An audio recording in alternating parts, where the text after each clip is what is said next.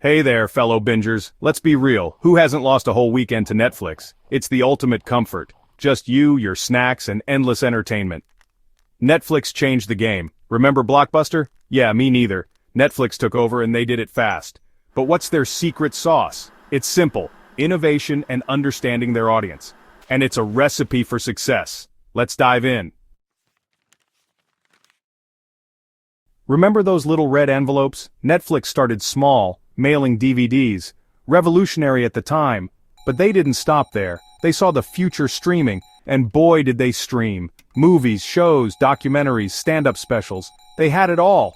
And people went nuts. No more late fees, no more trips to the video store, just pure, uninterrupted binge-watching bliss. Netflix became a global phenomenon, but with great power comes great responsibility, right? Or maybe just great Wi-Fi. So, what's it like to work at Netflix? Imagine a Silicon Valley startup crossed with Hollywood glamour. Sounds fun, right? Well, it's not all red carpets and award shows. The pressure is on to deliver hits, and the competition is fierce. Netflix is known for its freedom and responsibility culture. Sounds great on paper, but it can also mean long hours and a constant need to prove yourself. Some employees thrive in this environment, others not so much. Is it worth the burnout? That's the million-dollar question. Ever wonder how Netflix always seems to know what you want to watch? It's all about the data, baby. Netflix tracks everything you do, what you watch, when you watch it, how long you watch it for. They even know when you rewind or fast forward. Creepy? Maybe. Effective? Definitely. This data helps them create algorithms that recommend shows you'll love. It's like having a personal entertainment psychic in your pocket. But is it influencing our choices more than we realize? Are we really in control of our own viewing habits? Section 5. The algorithm's grip. Are we really in control? Here's the thing about algorithms. They can be sneaky. They operate behind the scenes, analyzing every click, every pause, and every scroll. They gather data on our viewing habits, preferences, and even the time of day we are most likely to watch. This data is then used to create a profile of us, a digital persona that the algorithm uses to predict what we might want to watch next. They show you what they think you want to see, which isn't always the best thing for you. The algorithm's goal is to keep you engaged, to keep you watching for as long as possible. It doesn't care about your well-being or your interests outside of the platform. It only cares about keeping you glued to the screen. Think about it. You binge-watch a show about serial killers. Suddenly your recommendations are full of true crime documentaries. Coincidence? I think not. The algorithm has identified a pattern in your behavior and is now feeding you more of the same content. This can create a feedback loop where you are constantly exposed to similar types of content, reinforcing your existing preferences and limiting your exposure to new and diverse ideas. Netflix's algorithm can create a bit of an echo chamber, limiting our exposure to new and different content. This can be particularly problematic when it comes to news and information, where being exposed to a variety of perspectives is crucial for forming a well-rounded understanding of the world. But even in the realm of entertainment, this echo chamber effect can stifle creativity and limit our cultural horizons. It's like being stuck in a Netflix bubble, surrounded by our own predictable preferences. We become trapped in a cycle of sameness, where the algorithm dictates what we watch and when we watch it. This can lead to a sense of monotony and boredom as we are constantly fed the same types of content over and over again. Time to burst that bubble, people. We need to take control of our viewing habits and break free from the algorithm's grip. This means actively seeking out new and diverse content, exploring different genres and perspectives, and not letting the algorithm dictate our choices. By doing so, we can enrich our viewing experience and broaden our cultural horizons. So, the next time you log into Netflix, take a moment to think about what you really want to watch, and don't be afraid to step outside of your comfort zone. The world of entertainment is vast and varied, and there's so much more to discover beyond the algorithm's recommendations. Section 6. The content churn. Quantity over quality. Netflix pumps out a ton of content. Seriously, it's like a content factory over there. But with so much to choose from, it's hard to know what's actually good. Some say Netflix prioritizes quantity over quality. They'd rather have 100 mediocre shows than 10 amazing ones. Why? Because more content means more subscribers, and more subscribers mean more money. It's a simple equation, but it raises some questions. Are we sacrificing quality for convenience? Are we becoming numb to the endless stream of entertainment? Section 7. The price of progress. Netflix's impact on traditional media. There's no denying it. Netflix disrupted the entertainment industry. They showed us that we don't need cable, we don't need movie theaters, we just need good content and a strong Wi-Fi connection. But this disruption came at a price. Traditional media outlets like television networks and movie studios have struggled to keep up. Some have adapted, others have faltered. It's the circle of life entertainment edition, but it makes you wonder, what's next? Will Netflix eventually become the only game in town? Section 8. The binge-watching dilemma, friend or foe. Let's be real, binge-watching is both a blessing and a curse. It's amazing to get lost in a good show, to feel that sense of escapism, but it can also be addictive. We sacrifice sleep, work, and even social interactions for just one more episode, and then one more after that. It's a slippery slope, people. Netflix even encourages this behavior with its autoplay feature. Sneaky, right? So, is binge-watching ruining our lives? Or is it just harmless fun? The jury's still out on that one.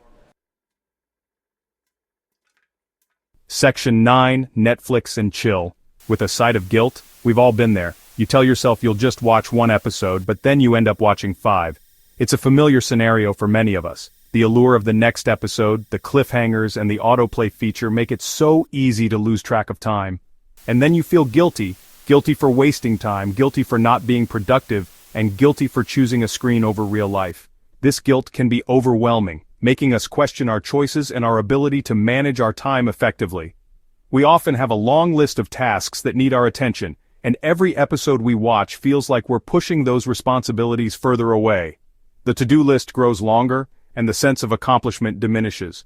We might even ignore phone calls or miss out on social gatherings, choosing the comfort of our couch over real-life interactions.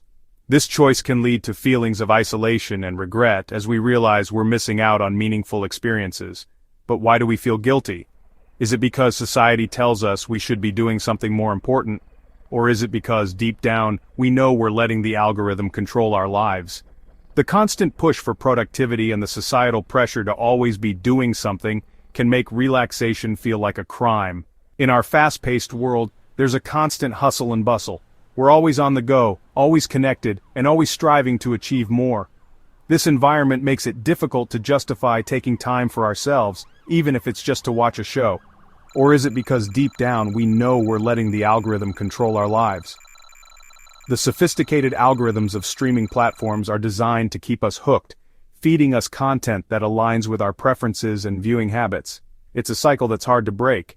Maybe it's a bit of both. The societal pressure to be productive and the addictive nature of streaming platforms create a perfect storm of guilt and indulgence.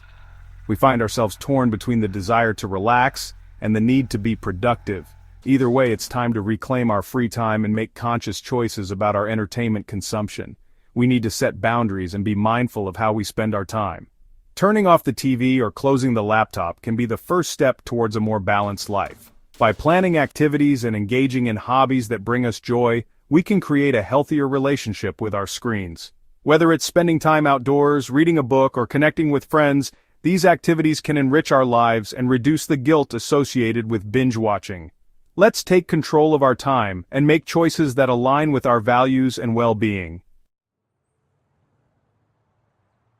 Section 10. The future of entertainment. A digital empire built on... What? So what's the verdict? In a world where digital platforms dominate our daily lives, Netflix stands as a towering giant. But what is the foundation of this digital empire? Is it built on innovation, convenience, and a treasure trove of content? Or is there a darker side to this seemingly endless stream of entertainment? Is Netflix a force for good or evil? This question has sparked countless debates among viewers, critics, and industry experts alike. On one hand, Netflix has democratized access to a vast array of films, series, and documentaries, making it easier than ever for people to discover new stories and perspectives. On the other hand, it has also been accused of contributing to the decline of traditional media and fostering a culture of binge-watching that can be detrimental to our mental health. The truth is, it's complicated. Netflix's impact on the entertainment industry and society as a whole is multifaceted. While it has undoubtedly revolutionized the way we consume content, it has also raised important questions about the quality of that content, the ethics of its business practices, and the long-term effects of its algorithms on our viewing habits. Netflix has revolutionized the way we consume entertainment, offering a level of convenience and choice that was previously unimaginable. With just a few clicks, we can access a vast library of content from around the world, tailored to our individual tastes and preferences. This has opened up new opportunities for creators and audiences alike, breaking down barriers and fostering a more diverse and inclusive media landscape. But it's also raised some important questions about data privacy, content quality, and the future of traditional media. As we entrust more and more of our personal information to these digital platforms, we must be vigilant about how that data is being used and protected. Additionally, the sheer volume of content available on Netflix can sometimes make it difficult to separate the gems from the noise, leading to concerns about the overall quality of the viewing experience. And what about the future of traditional media? As Netflix and other streaming services continue to grow in popularity, traditional broadcasters and cable networks are struggling to keep up. This shift has led to significant changes in the way content is produced, distributed, and consumed, with far-reaching implications for the entire media ecosystem. As Netflix continues to grow and evolve, it will undoubtedly face new challenges and opportunities. The company's ability to adapt to changing market conditions, technological advancements, and consumer preferences will be crucial to its long-term success. But it's not just up to Netflix to shape the future of entertainment. We, the viewers, also have a role to play. It's up to us, the viewers, to be mindful of our consumption habits and demand more from our entertainment providers. By being more selective about the content we watch and supporting creators who produce high-quality, thought-provoking work, we can help ensure that the future of entertainment is one that reflects our values and aspirations. And let's not forget the power of our voices. By sharing our opinions and engaging in conversations about the content we consume, we can influence the direction of the industry and hold companies like Netflix accountable for their actions. Whether it's through social media, online reviews, or face-to-face discussions, our feedback can make a difference. After all, it's our time, our money, and our brains on the line. The choices we make about how we spend our leisure time have a direct impact on our well-being and the world around us. By being more intentional about our viewing habits, we can create a healthier, more balanced relationship with the media we consume. So the next time you're about to click play, take a moment to consider your options. Is this really what I want to watch? Or am I just following the algorithm's recommendations without thinking? By being more mindful of our choices, we can take back control of our viewing experience and make it more meaningful and fulfilling. Ask yourself, is this really what I want to watch? Or is the algorithm calling the shots? Choose wisely, my friends. Choose wisely. In the end, the power to shape the future of entertainment lies in our hands. By being more conscious consumers, we can help create a media landscape that is diverse, inclusive, and reflective of our shared humanity. Or is the algorithm calling the shots? Choose wisely, my friends. Choose wisely. Remember, every click, every view, every rating contributes to the larger picture. Let's make sure that picture is one we can be proud of.